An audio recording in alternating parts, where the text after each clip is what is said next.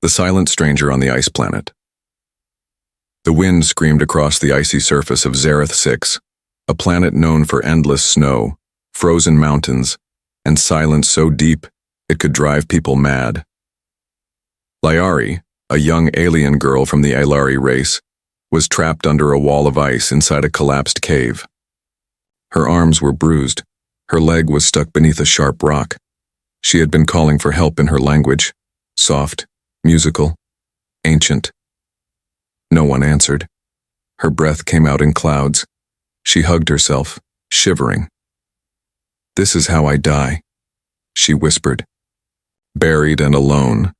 But then, she heard footsteps, slow, heavy, not alien, human. A figure appeared at the mouth of the cave, tall, wrapped in white armor with a glowing light on the chest. A visor covered his face and his boots crunched through the snow like thunder. He looked around, then knelt beside her. His voice came through a speaker. "You're alive," he said, in English.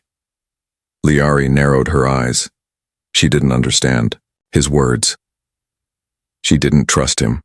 She turned her face away and whispered in Aelari, "You're just another sky ape. You'll touch me, leave me, or kill me." The human paused, then carefully began removing the rock from her leg. She screamed, in pain. He stopped. "No," she snapped in her tongue. "Don't pretend to care." He didn't react to her language, or so she thought. He worked fast, strong, silent. His armor hissed as it moved, keeping him warm against the planet's deathly cold. Once her leg was free, he wrapped it gently, then placed a heat pack over her chest. She muttered in Aelari again. "Why are you helping me? Do you think it makes you better than us?" Still no reply, no sign he understood a single word. That's when Liari let go.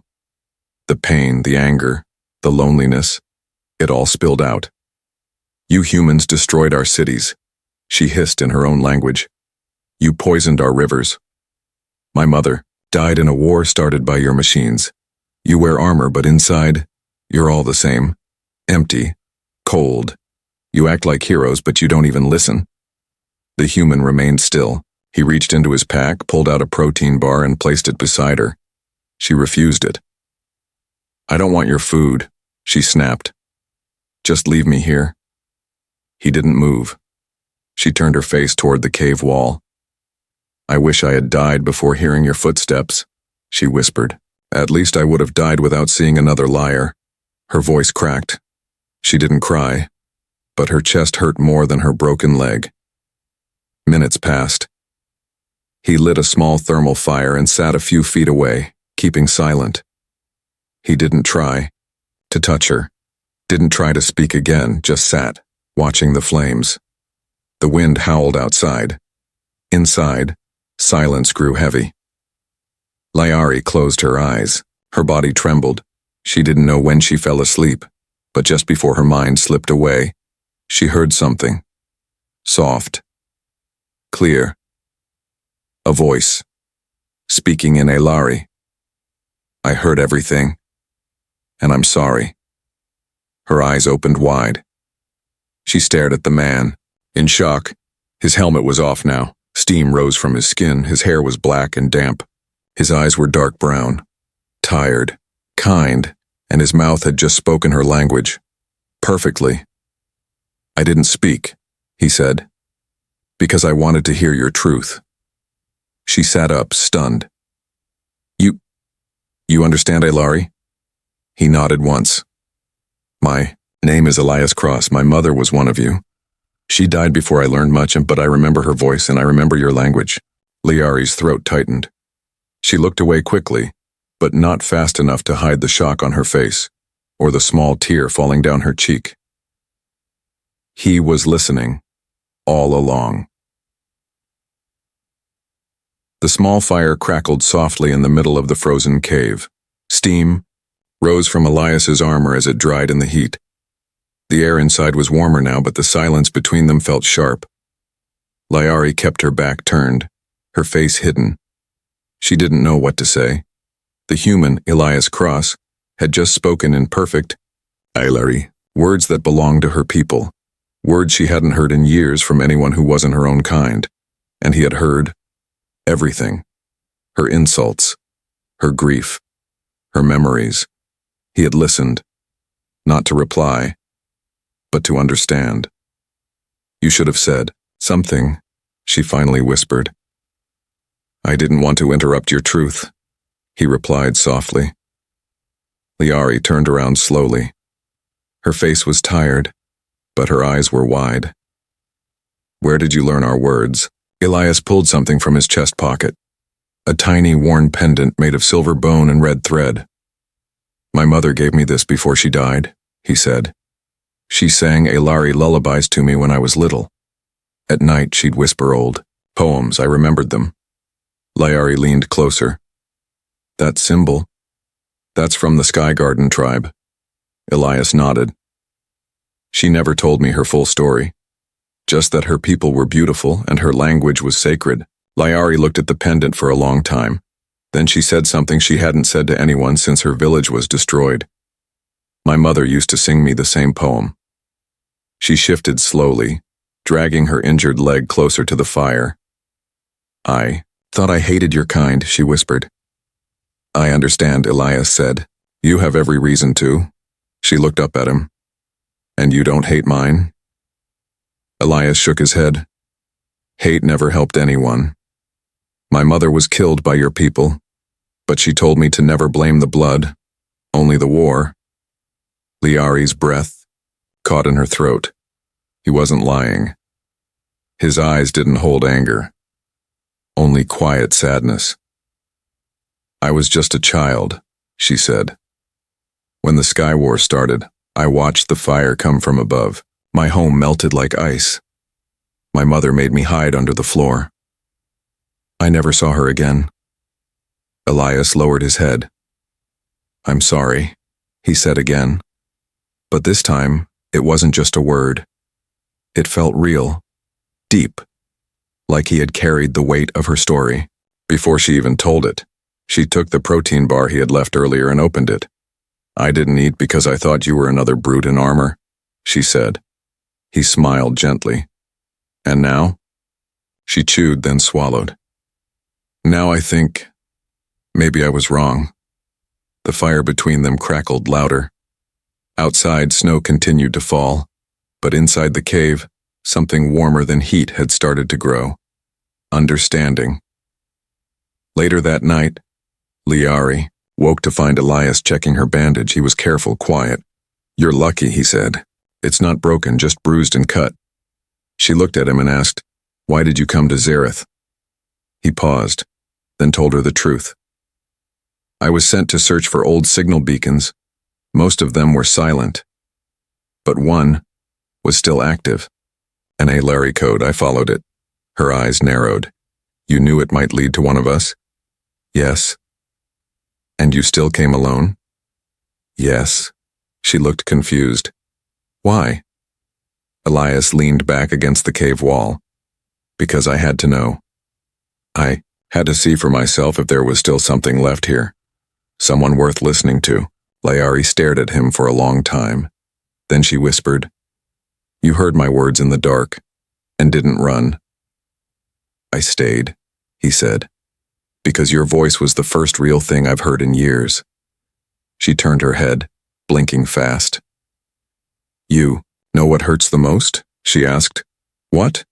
No one has ever asked me who I am, not since the fire. Elias looked at her, his voice low and gentle. Then let me be the first. He extended a hand toward her. What's your name? She looked at his hand for a moment, then reached out and touched it. My name is Liari, daughter of Vey, Sky Garden tribe, and I've been alone for a very long time. Elias gripped her hand gently. Not anymore. The cave begins to collapse again. The cave was quiet.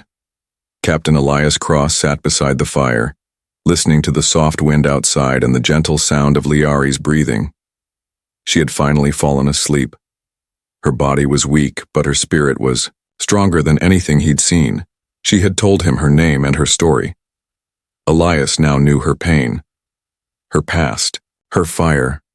He stared at the flickering flames, wondering how one mission had turned into something so much more. Suddenly, the ground shook. It was soft at first, just a slight tremble, then stronger. Dust fell from the ceiling.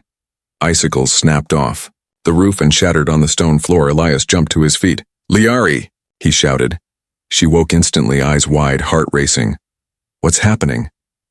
"I don't know, but it's not just wind." The cave walls began to creak. A loud crack echoed through the tunnel behind them. The ceiling split, and a chunk of ice smashed to the ground. Elias pulled Liari into his arms and moved them away from the wall. "We need to get out, now." "But my leg, I'll carry you." He didn't wait.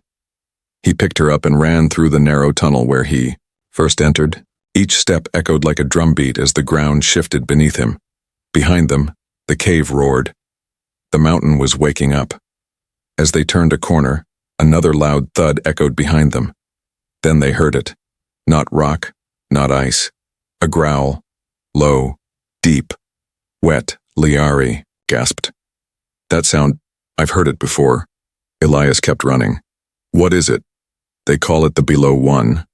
My people spoke of it in old stories. A beast that lives deep under the ice. It sleeps until it hears the blood of Liari." Elias stopped for a second. "You think it was the beacon?" She nodded. "The beacon is old. It sends out a sound in my family's language. Maybe it woke something that was never meant to wake." The tunnel opened into a wider chamber. Light from a broken ceiling above poured in. Elias saw a path leading upward, a possible exit, but on the ground, blinking softly, was a small, metal device. Liari's eyes locked onto it. "The beacon," she whispered. It was cracked but still glowing. Elias placed her gently down and stepped toward it. His scanner lit up. "Still active," he said. "It's sending a signal deep below us." He reached for it, but before he could touch it, the ground exploded. A massive tentacle shot out, covered in black ice and slime, crashing through the floor.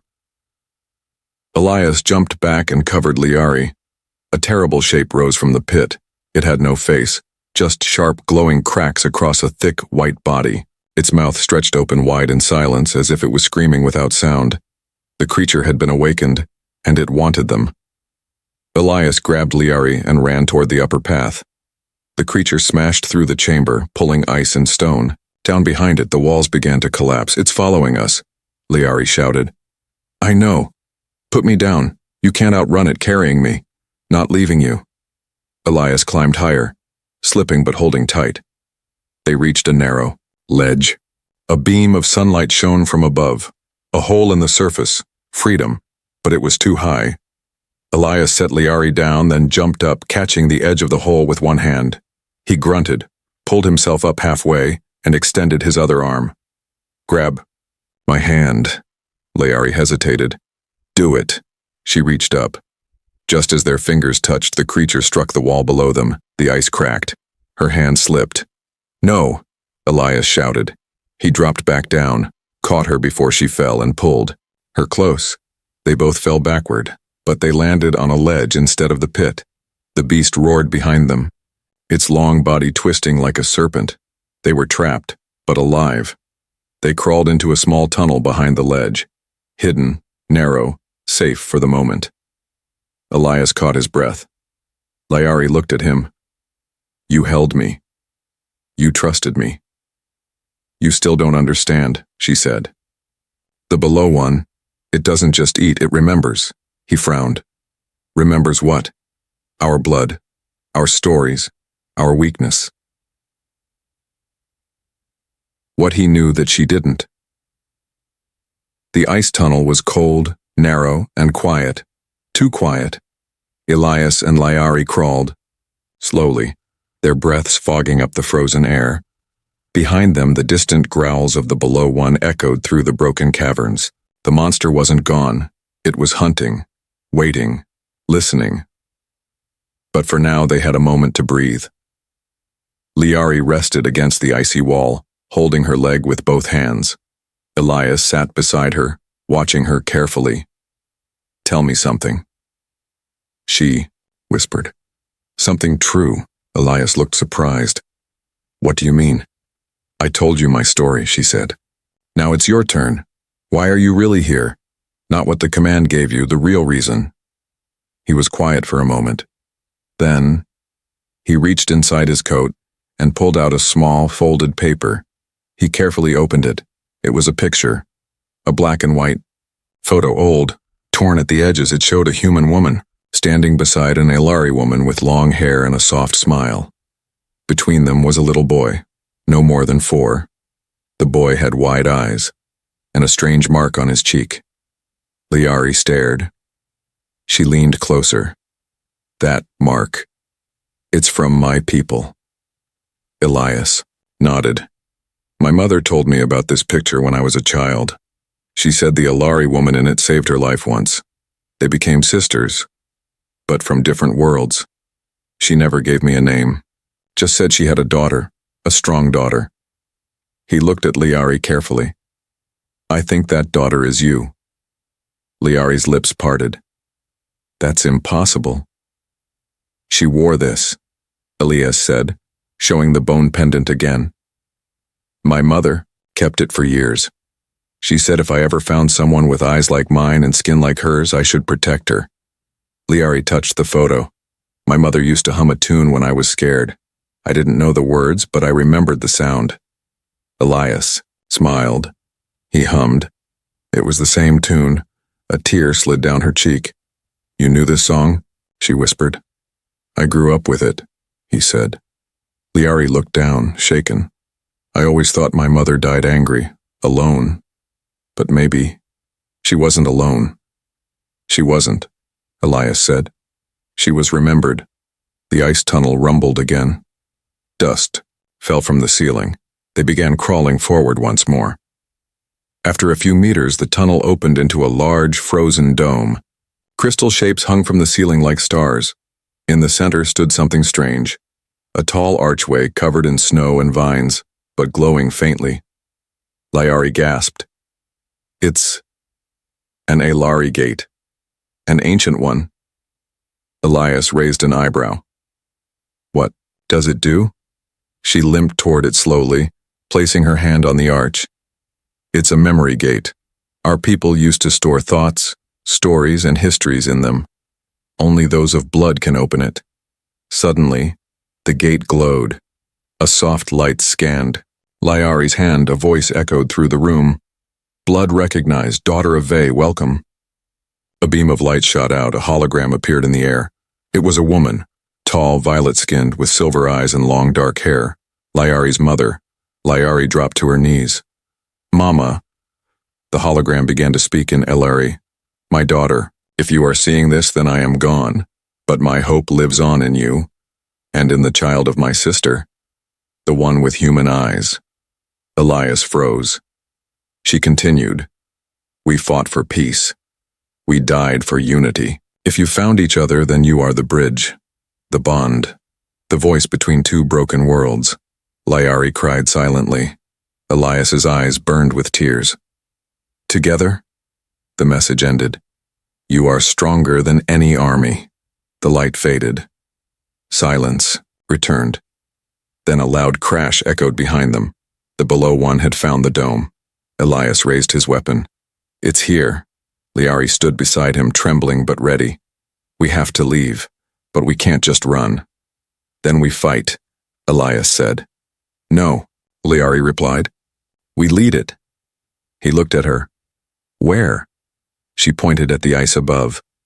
There's a thermal fault near the ridge. If we draw it there, we can make the ground collapse. Trap it. Elias nodded. One chance. She smiled. Let's make it count. The gate of memories. The light from the memory gate faded slowly, but something strange lingered in the frozen air.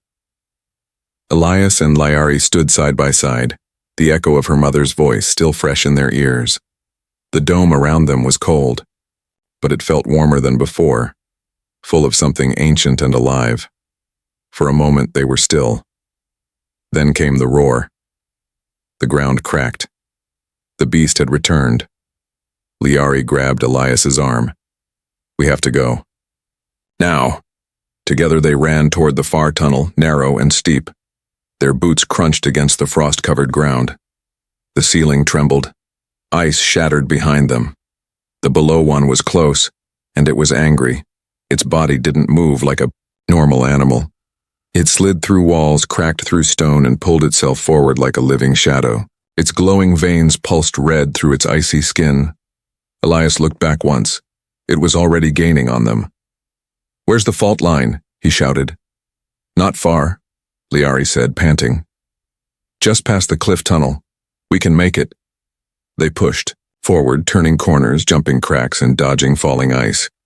Suddenly, Liari stopped. Before them was a massive cavern. At the far end, high above, a narrow ledge led to a crack in the ceiling, where warm air rose in glowing waves. "The thermal fault," she pointed. "That's it." Elias looked around. "How do we lead it there?" Liari held up a small crystal she had taken from the memory gate. It glowed softly, blue and gold. "This holds her memory," she whispered. "It has her voice, her light. It will draw the beast." Elias frowned. "It wants the bloodline." She nodded. "It was created to protect us, but now it hunts us." Elias took the crystal. "I'll take it. I'll lead it up the ridge." Liari stepped forward. "No, you'll die." "Only if I fail," he said. She grabbed his hand. "You're not doing this alone." They moved quickly. Elias climbed one side of the ridge. Liari circled around, using the frozen ledges to reach the high edge. Below them, the creature crashed through the wall, roaring louder than before. Elias threw the crystal. It bounced across. The stone, its glow lighting the cave. The beast's eyes locked on it, and it followed. Just as planned. Elias climbed to the top and signaled Liari. She stood above the weak spot in the ground, where the heat melted the ice from below. "Now," he shouted. Liari pulled the last of her energy into her hands. She reached into her pouch and pulled out a glowing tool, a pulse detonator, left behind by her mother's tribe. She slammed it into the ice. The ground cracked, then broke.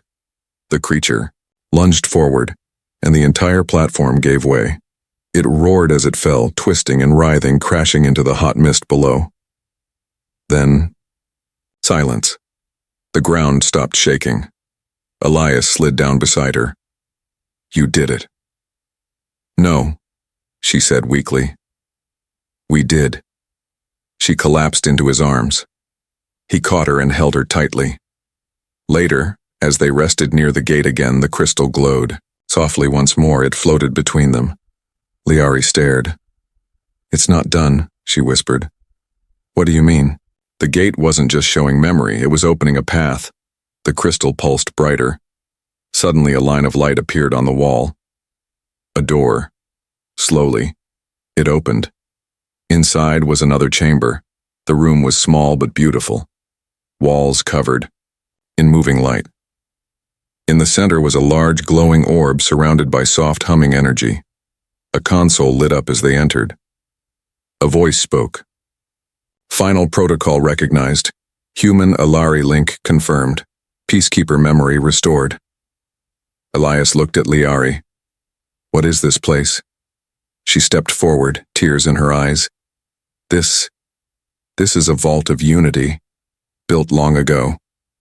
By both our peoples. A place meant to remind us we were never meant to fight." The orb pulsed. "One of you may carry the light forward." Liari looked at Elias, and he looked back. "No more running," she said. Elias nodded. "No more forgetting."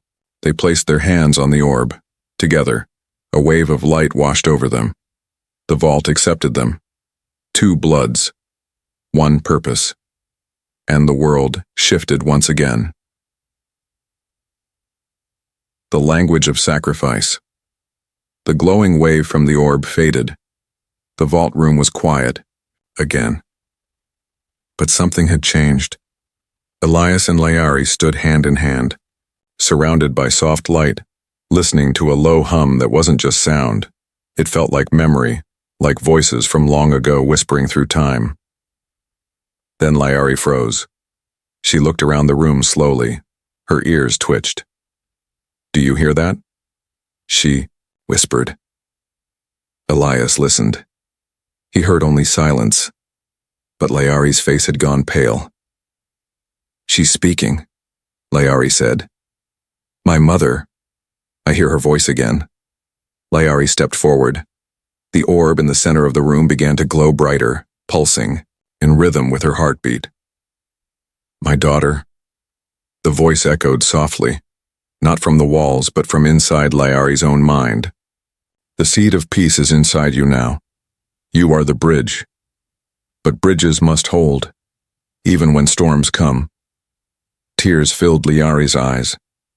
"I thought you were gone," she whispered. "I am, but I left a part of me inside the Unity Vault. So that one day if hope returned I could guide it." Elias moved closer, placing a hand on Layari's shoulder. "What is she saying?" Layari looked at him. "She says, 'One of us must stay.'" The orb spoke again, louder now. Its voice was clear in both Aolari and English.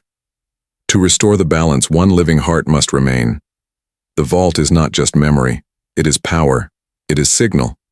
A mind must stay behind to guide it, to keep peace alive." Elias stepped back. "What happens to the one who stays?" "Their body will sleep, but their mind will live, forever connected to the world." Layari turned toward Elias, her voice shaking.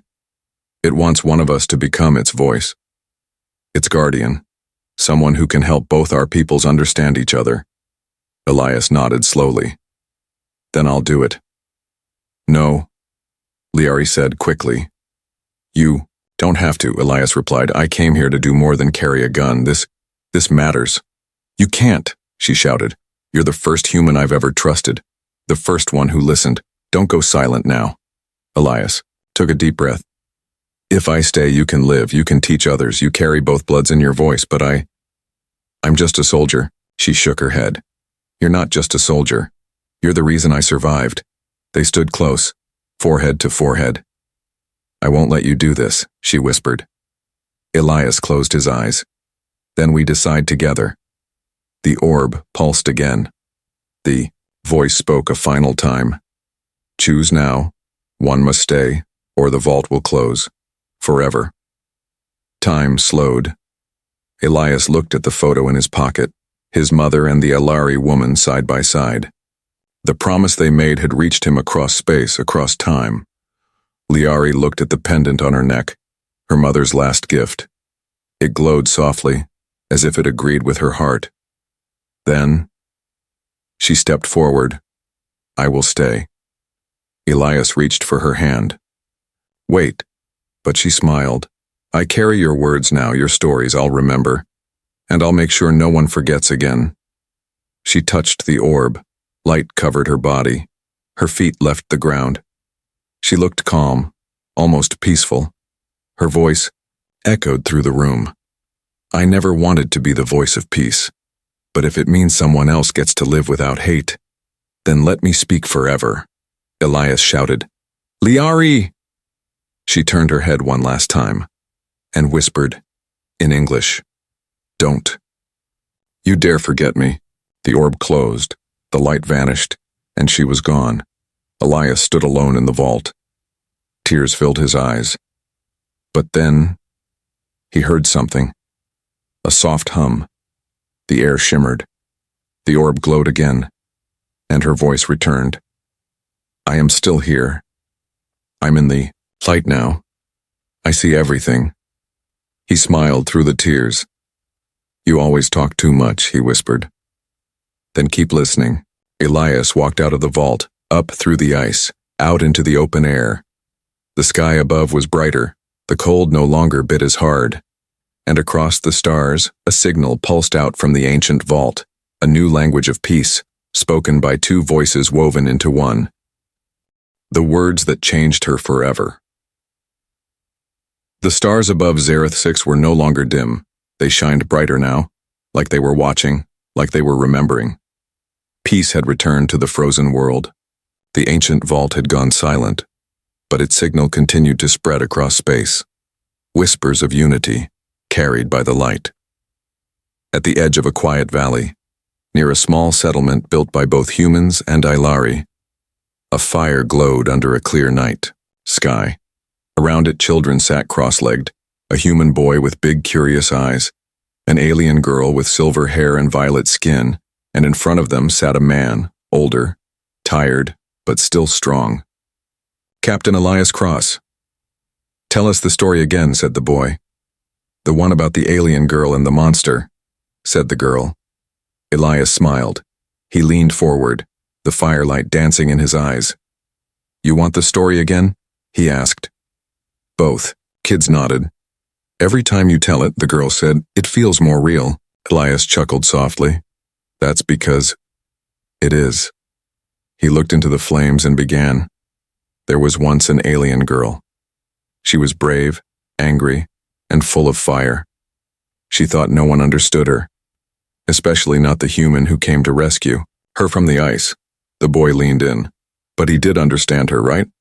Elias nodded slowly. Yes, he spoke her language. Not just her words, but her pain, her silence, her hopes. He didn't talk to impress her. He listened. The alien girl by the fire tilted her head. And what happened when she found out? Elias smiled.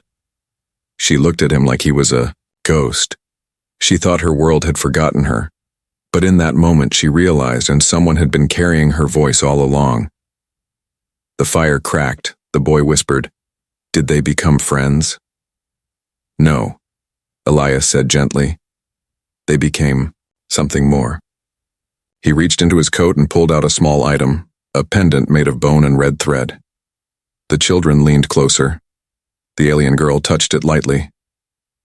This is hers? She asked. Elias nodded. Her name was Lyari. She became the voice of peace, the one who stayed behind so we could walk forward. The boy frowned. Did she die? Elias shook his head.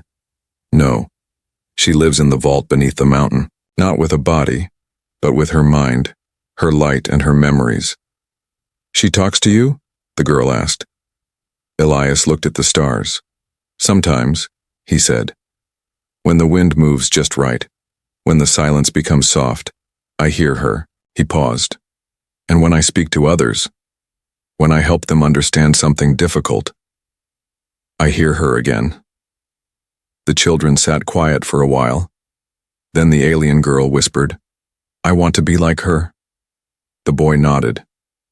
Me too. Elias placed the pendant back into his coat. Then start with this. When someone speaks, really listen. When someone is hurting, sit beside them. And when the world is breaking, be the one who doesn't walk away.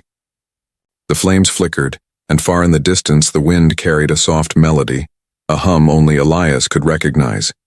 It was the same lullaby Lyari's mother once sang, the same song Elias hummed as a child, the same voice that spoke peace in 2 languages. Later that night, as Elias walked back to his cabin, he stopped at the top of a snowy ridge. The silver moon hung low. The ground beneath his feet was still cold, but the cold no longer felt empty. He placed his hand on the frozen rock, and from deep beneath the mountain, he heard it. Still listening. Soldier? He smiled. Always, he whispered.